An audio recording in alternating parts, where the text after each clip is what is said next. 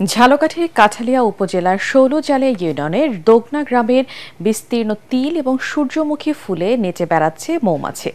এসব ফুল থেকে মধু আহরণ করে কাঠের খাঁচায় বিশেষভাবে নির্মিত মৌচাকে জমায় মৌমাছি। আর এই মধু সংগ্রহ করে স্থানীয় বাজারে বিক্রির পাশাপাশি সারা দেশে সরবরাহ করেন উদ্যোক্তা ওহিদুল ইসলাম রানা। এভাবে মধু উৎপাদন করে স্বাবলম্বী হওয়ার পাশাপাশি অন্যদেরও আশা দেখাচ্ছেন এই যুবক। ঝালকাঠি প্রতিনিধি HM নাসির উদ্দিনের রিপোর্ট, জানাচ্ছেন জাহিদুল আলম।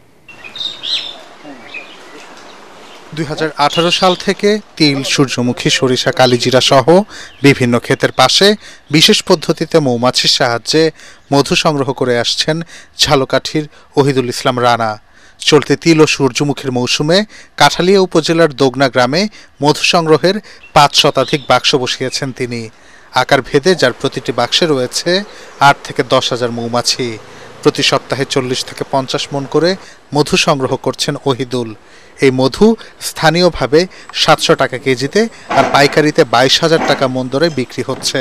5টা খামারে 10 থেকে 12 জন লোক কাজ করে, আর আমি বছরে প্রায় 7টা ফুলের মধু সংগ্রহ করে থাকি। বেকারত্ব ঘুচিয়ে ওহিদুলের এই কৃষি উদ্যোক্তা হয়ে ওঠা অনেকের কাছে অনুপ্রেরণার।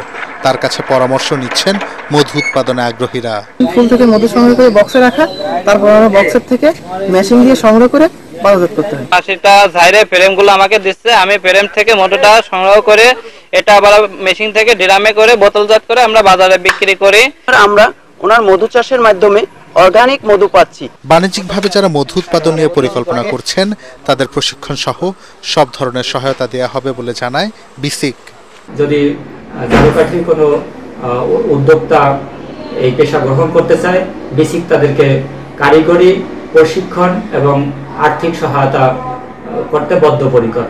ওহিদুল ইসলামের মতো উদ্যোক্তা করে উঠলে দেশের চাহিদা মিটিয়ে ব্যাপক চাহিদা সম্পন্ন এই মধু বিদেশে রপ্তানি করে বৈদেশিক মুদ্রা আয় করা সম্ভব বলে মনে করছেন এলাকাবাসী। Bureau report, ATN Bangla.